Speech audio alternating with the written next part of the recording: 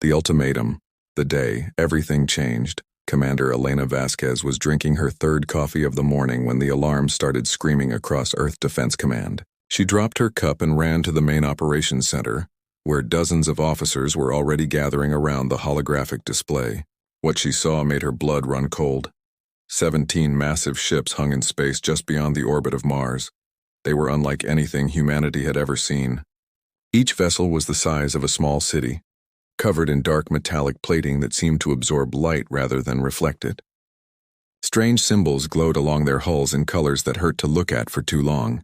These ships had appeared without warning, without any trace on Earth's early detection systems. One moment the space had been empty. The next moment they were simply there. The communications officer, Lieutenant Marcus Webb, turned to Elena with fear in his eyes. "Commander, they are broadcasting a message. It is coming through every frequency we monitor. Every satellite, every radio telescope, every communications array on Earth and all our colonies are receiving the same transmission." Elena took a deep breath and straightened her uniform. "Put it through." "Let everyone hear it." A voice filled the command center. It was deep and resonant, speaking perfect English with an accent that sounded almost mechanical. The words were clear, but there was something wrong about the tone, something that suggested the speaker viewed humans as insects rather than equals, people of Earth. "I am Supreme Overlord Kresh of the Zinthari Empire. Your world has been located and cataloged. Your primitive civilization has been evaluated and found wanting. However, the Zinthari Empire is merciful. We offer you a choice. You have exactly 48 hours from this moment to surrender all military assets, dismantle all defensive capabilities, and prepare to accept integration into the Empire as a labor species. You will provide resources and workers to support the glory of Zinthari expansion. In return, we will allow your species to continue existing under our guidance. Refuse this generous offer, and your planet will be cleansed. Your cities will be reduced to ash. Your oceans will boil. Your species will be erased from galactic history as a footnote. Another primitive race too foolish to accept the honor of serving the Empire. You have 48 hours. Choose wisely." The transmission ended. Silence fell across the command center. Elena could hear her own heartbeat pounding in her ears. Around her, officers stood frozen, trying to process what they had just heard. Humanity had dreamed of making first contact with alien life for centuries. Scientists had written countless papers about how such a meeting might unfold. Diplomats had prepared protocols for peaceful exchange of information and culture. No one had prepared for this. No one had imagined that humanity's first contact with intelligent alien life would come with a gun pointed at Earth's head. The world responds. Within an hour, every government on Earth had been briefed. The United Nations Emergency Council convened in a secure bunker deep beneath Switzerland. World leaders appeared via encrypted video feeds, their faces showing various degrees of shock, anger, and fear. Elena watched the meeting from Earth Defense Command, authorized to observe but not to speak unless called upon. The president of the European Federation was the first to break the chaos. "We must consider surrender. Did you see those ships? Our entire combined fleet would not scratch their paint. We have 48 hours. If we refuse and they attack, billions will die." The Prime Minister of the Pan-Asian Alliance shook his head vigorously. "Surrender means slavery. They called us a labor species. They want to use us like tools. How long before they decide we are not useful enough? How long before they eliminate us anyway?" The debate raged for 3 hours. Some leaders wanted to buy time by pretending to negotiate. Others wanted to evacuate as many people as possible to the Mars and Moon colonies, though everyone knew those locations would be just as vulnerable if Earth fell. A few suggested attempting to communicate, to find common ground, to make the aliens understand that humanity deserved to be treated as equals. Finally, Ambassador Rachel Foster stood up. She was a small woman with gray hair and tired eyes, but when she spoke, everyone listened. She had spent 40 years negotiating peace between warring nations on Earth. If anyone could find a diplomatic solution, it was her. "I will go to them," she said quietly. "I will board their flagship and speak with this Supreme Overlord Kresh face to face. Perhaps they do not understand us. Perhaps if they meet us, speak with us, see that we are intelligent and civilized, they will reconsider their demands." Elena wanted to shout that it would not work, that the aliens had made their intentions clear, but she remained silent. The council approved Foster's mission. Humanity would attempt diplomacy even as they prepared for war. A discovery in the data while the politicians debated. Dr. James Chen sat in his laboratory at the International Space Research Institute, completely absorbed in his work. James was a quantum physicist specializing in energy field analysis. The moment the alien ships appeared, he had started scanning them with every instrument available. He had ignored all the emergency broadcasts and urgent meeting requests. Other people could handle politics and panic. James dealt in facts and data. What he found was fascinating. The alien shields operated on a frequency modulation pattern that looked impressively complex at first glance. But as James analyzed deeper, running simulation after simulation, he started to see something strange.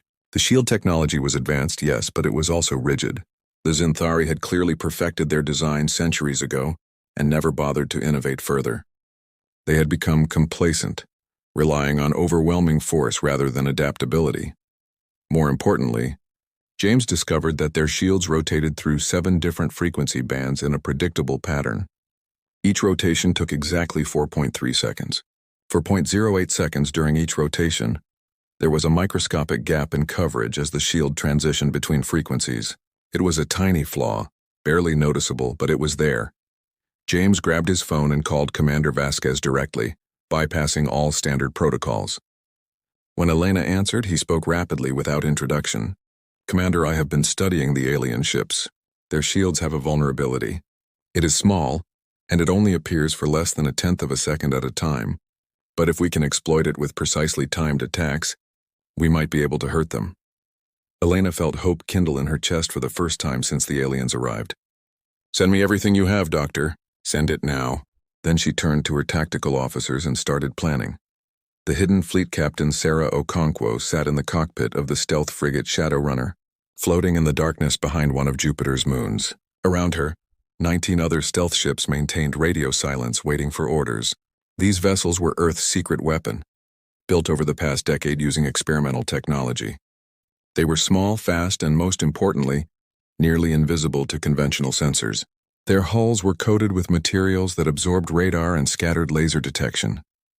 They generated minimal heat signatures and could drift through space like ghosts. Sarah and her crews had been on a training exercise near Jupiter when the aliens arrived. Earth Defense Command had ordered them to maintain position and stay hidden. Now Sarah understood why. If humanity was going to fight, the stealth fleet would be their surprise attack. Their ace in the hole. Her communications officer, Lieutenant David Park, received an encrypted transmission from Earth. "Captain, new orders coming through.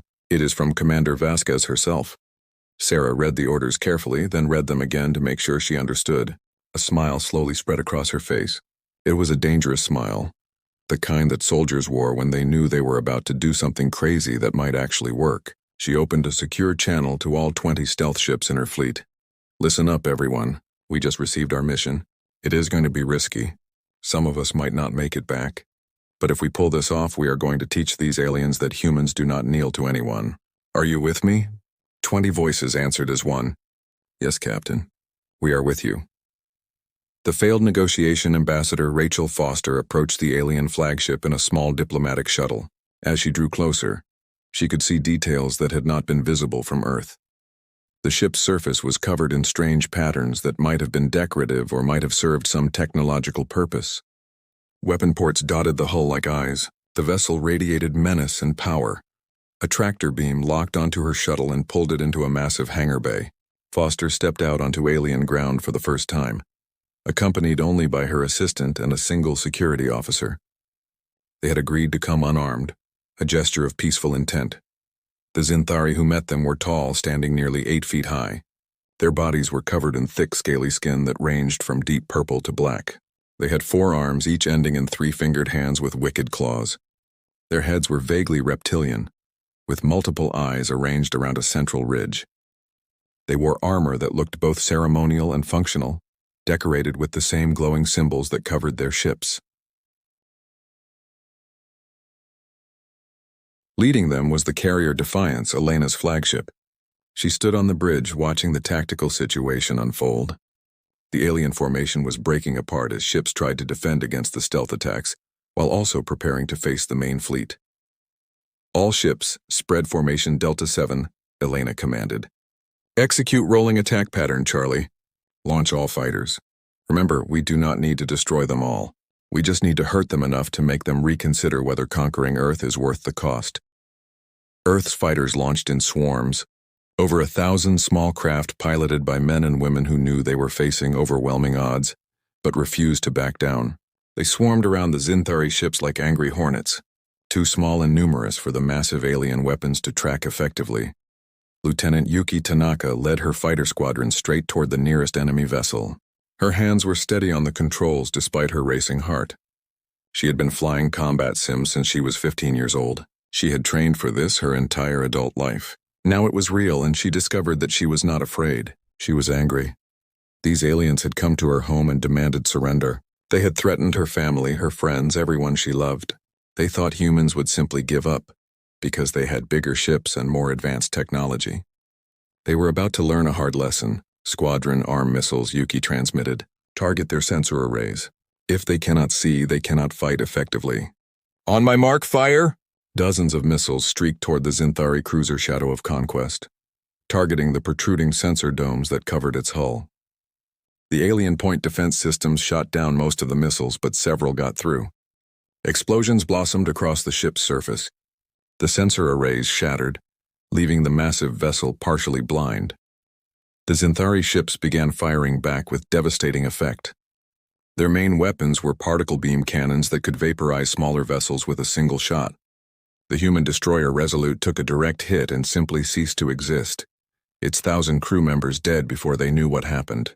The frigate Courageous lost its entire forward section, tumbling away as escape pods ejected from the dying ship. But for every human ship that fell, the survivors pressed the attack harder. They used the debris field as cover, making unpredictable movements that the aliens could not anticipate. Earth's weapons might be less powerful, but they were fired with precision and purpose. The turning point, Doctor. James Chen watched the battle unfold from his laboratory on Earth, tracking shield frequencies and energy patterns. He had continued analyzing the alien technology, looking for any advantage humanity could exploit, and he found something extraordinary. He grabbed his communication device and connected directly to Commander Vasquez's command channel. Elena, I have discovered something critical. The Zinthari shields are designed to protect against energy weapons and high-velocity projectiles, but they do not adequately protect against low-velocity objects. Their designers never considered that anyone would be primitive enough to use slow-moving weapons in space combat. Elena understood immediately. Are you telling me that old-fashioned ballistic weapons would work against them? Exactly. If you could get close enough to use conventional explosives or even simple solid projectiles moving at relatively low speeds, their shields would not stop them. The shields are calibrated for threats moving at relativistic speeds. Anything slower than about 1,000 meters per second would pass through with minimal resistance. Elena felt a wild idea forming. She opened a channel to all Earth military installations. All stations, this is Commander Vasquez. I need every available mass driver, railgun, and missile system retargeted immediately. Set projectile velocity to 800 meters per second. I repeat, 800 meters per second. Yes, I know that seems slow. Just do it. Her tactical officer looked confused. Commander, at that speed, the projectiles will take much longer to reach their targets. The aliens will have time to evade. That is why we are going to get very, very close, Elena replied with a dangerous smile. She activated the fleet-wide channel. All ships, new orders. Break formation and close to point-blank range. Get right on top of them. They expect us to fight at distance. We are going to show them what happens when you get in a knife fight with humans. The Earth fleet surged forward, engines redlining as they closed the distance to the alien vessels. The Zinthari commanders watched in confusion as the human ships appeared to commit suicide, rushing straight into optimal firing range of the superior alien weapons. Kresh stood on his bridge, confusion mixing with anger. What are they doing? They are making themselves easy targets. All ships fire at will. Destroy them. The Zinthari unleashed devastating salvos. 3 more Earth ships exploded. 5 more were crippled, but the survivors kept coming, closing the distance until they were practically touching the massive alien hulls. Then Earth's ships opened fire with everything they had: conventional explosives, old-fashioned missiles, even solid projectile weapons that had not been used in space combat for 50 years, all fired at velocities slow enough to pass through the Zinthari shields. The aliens' advanced defenses, designed to stop sophisticated modern weapons, were completely ineffective against these primitive attacks. Explosions rippled across alien hulls. Armor plating buckled. Hull breaches appeared. The Zinthari ships, designed to fight at range with their superior weapons, were suddenly vulnerable to enemies that got close enough to touch. The cruiser Eternal Wrath tried to pull away, but the human destroyer Indomitable matched its movement, staying close, continuing to pound it with weapons that should have been obsolete. The alien ship's hull began to break apart under the relentless assault. The human spirit Supreme Overlord Kresh finally understood the terrible truth. These humans were insane. They were using suicide tactics, sacrificing their own ships to get close enough to exploit a weakness that should not have mattered. They were fighting with ancient weapons that any civilized species would have abandoned centuries ago. They were improvising, adapting, refusing to follow the accepted rules of space warfare, and they were winning. 6 Zinthari ships were destroyed or crippled. The rest were damaged, their shields failing under attacks they were never designed to stop. Kresh's perfect formation had dissolved into chaos. His crews were panicking, unable to understand how primitive humans were hurting them so badly. "All ships, fall back," Kresh commanded, the words bitter in his mouth. "Retreat to safe distance. We will regroup and reassess." But Captain Sarah Okonkwo and her stealth fleet had been waiting for exactly this moment. As the Zinthari ships tried to withdraw, the human ghosts struck again from unexpected angles, their missiles finding shield gaps with deadly precision. 2 more alien vessels erupted in flames. The Zinthari fleet, which had entered Earth's space with arrogant confidence just hours ago, now fled in disorder, leaving their damaged ships behind, abandoning their dead. Elena watched them go, hardly believing what she was seeing.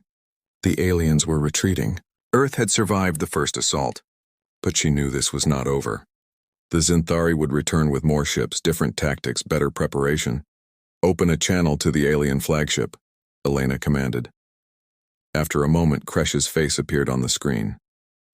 He looked shocked and angry, all his eyes blazing with rage. Elena spoke clearly and calmly. "Supreme Overlord Kresh, you came to Earth expecting an easy conquest. You thought we would surrender or die quickly. You were wrong. Humans do not surrender. We do not break. You are welcome to bring more ships and try again. But understand this, every ship you send will be destroyed. Every soldier you send will die. We will fight you with everything we have, using every weapon at our disposal, fighting in ways you cannot predict or prepare for. You call our technology primitive. You call us inferior. But we just destroyed 6 of your warships and damaged most of the rest. So ask yourself, is conquering Earth really worth the cost? How many more ships are you willing to lose? How many more of your people will die trying to enslave a species that will never stop fighting?" Kresh said nothing. His multiple eyes stared at her with something that might have been respect or might have been hatred. Elena continued, "I am sending you a different offer. Leave our system. Never return. Tell the rest of your empire that Earth is off limits. In return, we will not hunt down your damaged ships. We will let you retreat with whatever forces you have left, or stay and fight, and we will destroy every last ship you have. The choice is yours, but you have 1 hour to decide." She cut the transmission before he could respond. The aftermath Supreme Overlord Kresh sat alone in his command chamber, staring at the casualty reports. 6 ships completely destroyed, 7 more heavily damaged, over 30,000 Zinthari warriors dead or injured. And the humans were still fighting, still dangerous, still unpredictable. He thought about bringing reinforcements, about returning with enough force to overwhelm Earth completely. But something stopped him. These humans had hurt the Empire badly in a single engagement. If the Empire committed more ships and those ships were also destroyed, the loss of face would be devastating. Other species might be inspired to resist. The Empire's reputation for invincibility would be damaged. And there was something else, something Kresh would never admit to his subordinates. He was impressed. In 473 conquered worlds, he had never encountered a species that fought like humans. They used primitive weapons as if they were advanced technology. They turned their weaknesses into strengths. They adapted and improvised in ways that more advanced species had forgotten how to do. Perhaps these humans were not suitable for conquest after all. Perhaps they were too dangerous, too unpredictable, too willing to pay any cost for their freedom. After 58 minutes, Kresh transmitted his response to Earth. Commander Vasquez, the Zinthari Empire acknowledges your strength. Earth will be classified as a protected world. We will not return. Consider this a rare honor. Very few species earn the Empire's respect. You have done so through blood and sacrifice. We will remember humanity. Ensure that you remember the Empire as well. The alien fleet began moving away, accelerating toward the edge of the solar system. Within hours, they vanished the same way they had arrived, disappearing into whatever method of faster-than-light travel they used. A new beginning. Alina stood on the observation deck of the Defiance, looking down at Earth. The beautiful blue and green planet hung in space, safe for now. But she knew everything had changed. Humanity was no longer alone in the universe. They had met their first alien species, and that meeting had been hostile. Dr. James Chen joined her, carrying a datapad filled with analyzed alien technology. We learned so much from this encounter, he said quietly. Their shields, their weapons, their propulsion systems, even their damaged ships that we captured provide incredible research opportunities. We can advance our technology by decades. Elena nodded. We also learned something more important. We learned that being less advanced does not mean being weaker. We learned that creativity and adaptability can overcome superior technology. We learned that humans can stand against anything the universe throws at us. Captain Sarah Okonkwo appeared, still wearing her flight suit. Her stealth fleet had suffered 30% casualties, but they had been the decisive factor in the battle. What happens now, Commander? Will more aliens come? Elena looked up at the stars, at the vast universe that humanity was only beginning to explore. More will come, she said. Some will be peaceful, some will be hostile, but we have sent a message today. Earth does not kneel, humanity does not break. Whatever comes next, we will face it together and we will survive. Across Earth, people celebrated in the streets. They had faced extinction and survived. They had fought impossible odds and won. The cost had been high. Thousands of soldiers and crew members had died protecting their homeworld. 13 warships had been destroyed. Dozens more were damaged, but Earth was still free. In the days that followed, the world unified in ways that had seemed impossible before the invasion. Old conflicts seemed petty compared to the threat from the stars. Nations that had been enemies for generations began working together. The defense of Earth became humanity's shared priority. Dr. Chen established a new research division dedicated to reverse engineering alien technology while adapting it to human needs. Captain Okonkwo was promoted to admiral and given command of an expanded stealth fleet. New ships were designed incorporating lessons learned from the battle, and Commander Elena Vasquez was appointed as the first Supreme Commander of United Earth Defense, tasked with preparing humanity for whatever the galaxy might bring next. She stood in her new office, looking at a holographic display of the solar system. Out there among the stars were thousands of alien species. Some were part of the Zinthari Empire. Others were independent. Humanity would need to make contact, form alliances, learn the rules of galactic politics, but they would do it on their own terms. The Zinthari had learned that humans could not be conquered. Now the rest of the galaxy would learn that humanity had arrived, and they were not going to be anyone's servants or victims. Elena pulled up a recording of the battle, watching the moment when her ships had closed to point-blank range with the alien vessels, using weapons that should have been obsolete but proved devastatingly effective in the right circumstances. She smiled, thinking about what her old instructors at the military academy would have said about such unconventional tactics. They probably would have called it insane. They would have been right. But sometimes insanity was exactly what a situation required. Sometimes breaking all the rules was the only way to win. A communication came through from the International Space Research Institute. Dr. Chen had discovered something in the captured alien computers, information about other species that had tried to resist the Empire and failed. He wanted to share this information with Earth's allies. What allies? Elena had asked. The ones we are going to make, Chen had replied. Every species that has been conquered deserves a chance at freedom. Every world under the Empire's control deserves to know that resistance is possible. We beat them once. Maybe we can help others do the same. Elena approved the mission. If humanity was going to survive in a hostile galaxy, they would need friends. And the best way to make friends was to help others who faced the same threats. 6 months after the Battle of Earth, The first human diplomatic mission departed for a nearby star system, where an enslaved species toiled under Zinthari control. The mission carried weapons, technology, and most importantly, a message of hope. Earth had proven that the Empire could be beaten. Now humanity would spread that message across the stars. They would become the voice for every oppressed species, the hope for every conquered world. The Zinthari had come to Earth expecting to find another weak civilization ready to submit. Instead, they found humans. And humans, as the galaxy was about to learn, were something the universe had never seen before. They were creative, stubborn, adaptable, and absolutely unwilling to accept defeat. Earth's story was just beginning. The galaxy would never be the same.